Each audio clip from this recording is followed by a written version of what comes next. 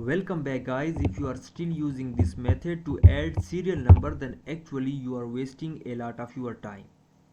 If there are more number of students, if there are more number of participants, then it will take a lot of your time because you have to drag it till that specific number. I will show you one another method where you can add serial number in Excel from one number to a specific number. You have to type. For example, if you are making data of university students and we suppose that there are 200 students in the university.